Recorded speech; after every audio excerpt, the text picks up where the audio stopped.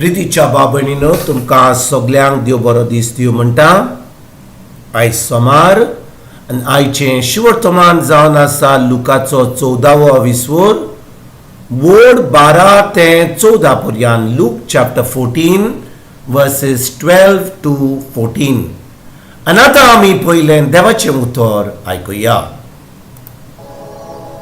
आपणाक आपयल्लो ताका आयज जेजून सांगलें, तूं दनपारचें ओ रातचें जेवण दिताय तेन्ना तुज्या इश्टा इश्टिणीक ओ भाव भयणीक ओ सोयऱ्यांक ओ गिरेस्त शेजाऱ्यांक आपय नाका, कित्याक घडयेक तीं तुका परत आपणागेर आपयतीत आनी तुजें आपोवणें बाद करतीत. पूण जेवण दिताय तेन्ना दुबल्यांक, खड्ड्यांक, थोंट्यांक आनी कुड्ड्यांक आपय. तांच्यान तुजें आपोवणें बाद करूंक जायना म्हणटच तूं बागी जातलोय. पूण प्रमाणीक मनशां पुनर्जीवन जातलीं तेन्ना तुजी तुका मुजरी मेळटली. प्रितीच्या बाबणीनो, आयज जें शिवर्तमान आमी आतांच वाचलां तातूंत जेजू कोणाक ताका आपयल्लो म्हणून त्या मनशाक तो कितें म्हणटा. तो म्हणटा, तूं दनपारचें वो रातचें जेवण दिताय तेन्ना तुज्या इश्टा इश्टानीक वो भाव भयणींक वो सोयऱ्यांक वो गिरेस्त शेजाऱ्यांक आपय नाका, कित्याक घडयेक तीं तुका परत आपणागेर आपयतीत आनी तुजें आपोवणें बाद करतीत. भाव भयणीनो, मनशाचें सैम अशें आसा की कोण आमकां कितें बरें करीत जाल्यार कोणूय जावं सांत पासून जावं, पाद्री जावं, एक मोटवाशो जावं वा सादो मनीस जावं, कोणूय कोणाक चड लाग कोत्ता तांकां सदांच लाग कोरपाच्या मनशाक चड मोग आसता. आनी जेन्ना आमी तें जें कोत्ता तें आमी बंद कोत्ता, आतां आमचो संबंद आतां पयस जाता, आमचो संबंद तुट्टा. कित्याक आमी आतां जें बरें कोत्तालें तें आमी बरें करपाक बंद केलां. म्हणटच भाव भयणीनो, मनशाचें सैम अशें आसा की आमी दुसऱ्यांक कित्याक बरें कोत्ता, कित्याक त्या लोकांनी आमकां बरें करूंक जाय. म्हणटच आमी कोणाक बरें करीत जाल्यार आमी ताका चड फावोर दिता, आमी त्या तांचें आयकता, कशे भाशेन आमी ताका बरे भाशेन आमी त्रात कोत्ता. आनी हें जाता एका मनशाचें सैम. पूण भाव भयणीनो, आयज जेजू आमकां शिकयता, जो कोण ताचो पाटलावदार आसा, जो कोण खरेपणी क्रिस्तांव आहा, जो कोण खरेपणी जेजूचेर भावार्थ धरता, तो कशे भाशेन आपलें जिवीत सारता. तो पळयना की कोण गिरेस्त आहा, कोण आपलो भाव भयण आहा, आपलो सोयरो आहा, वो कोण व्हडलो मनीस आहा ताका आपोवपाक, तो कोणाक आपयता. आनी जेजू आयज आमकां सांगता, जीं कोणाक आमी आपोवंक जाय तीं, तो म्हणटा दुबल्यांक, खोड्यांक, थोंट्यांक आनी कुड्ड्यांक आपय. भाव भयण्यो, जेन्ना आमी असल्या लोकांक आपयता, एका कुड्ड्याक आपयत जाल्यार आमकां कितें फायदो मेळटलो? कोण थोंटो आसा जाल्यार तो आमकां कितें फायदो करतलो? कोण कसल्या त्रासान आसा, दुबळो आसा आनी आमी तांकां बरें करीत जाल्यार आमच्यान केन्ना चिंती जाता की तीं आमकां कितें बरें करतलीं.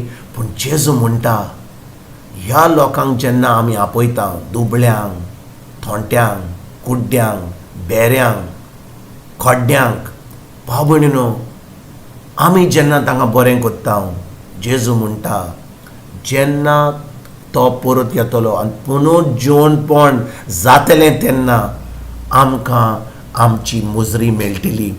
म्हणटच भाव भयणीनो, संवसाराचो लोक सदांच दुसऱ्यांक बरें करता, कित्याक तो लोक ज्या लोकांक तो बरें करता तो लोक तांकांय बरें करता. म्हणटच आमी दिता आनी आमी घेता, आमी घेता आमी दिता. म्हणटच ह्या संवसाराची रीत कशी जाता की आमी सगल्यांक जीं बरें करता आमकां ताचो फायदो मेळपाक एक दीस आमी सदांच चिंता आयज आमी कितें कोणाक बरें केलां, थोड्या म्हयन्यांनी थोड्या वर्सांनी आमी म्हणटा पळय हांवें तुका कितलें बरें केलें आनी अशें तूं म्हाका कोत्ताय. आमी दुसऱ्यांक सांगता की आमी तुका बरें केलें म्हणून आनी तुमी आतां आमकां वायट कोत्तात. आमी अशें चिंता. पूण भाव भयणीनो, जेन्ना आमी जेजू भाशेन चिंता वा देवा भाशेन चिंता, आमी सगल्यांक बरें कोत्ता, आमी चिंतना की तो लोक म्हाका बरो कोत्तलो. कित्याक जेन्ना जेजू परतून येतलो आमकां ती मोजरी मेळटली. कित्याक आमी लोकांक करिना, आमी जेजू कोत्ता. जेजू सांगता आमकां, तुमी जें तुमच्या भाव भयणांक केलें, जें दुसऱ्यांक केलें तें म्हाका केलें.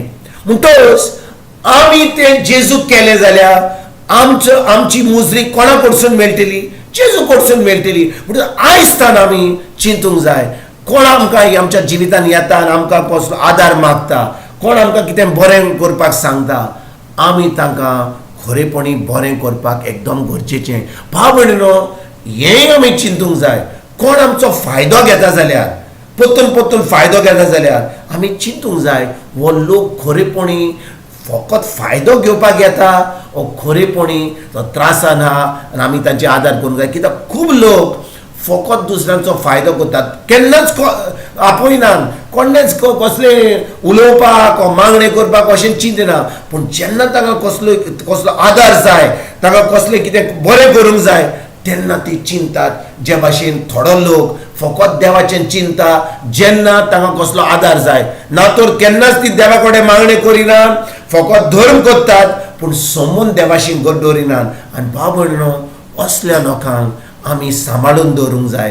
कित्याक देव म्हणटा आमकां, जेन्ना आमी खरेपणी जेजूचे पाटलावदार जाता, आमी देवाच्या मोगान बुडून आसा, आमी आतां दुसऱ्यांक बरें करूंक जाय, तांकां देवाच्या राज्यान हाडपाक. पूण जितली आमी ह्या लोकांक बरें करता पूण ते लोक देवाच्या राज्यान येना, आमी तांची वाट सोडून दुसऱ्यांक पळोवंक जाय, दुसऱ्यांक देवाच्या राज्यान हाडूंक आमी वावरूंक जाय.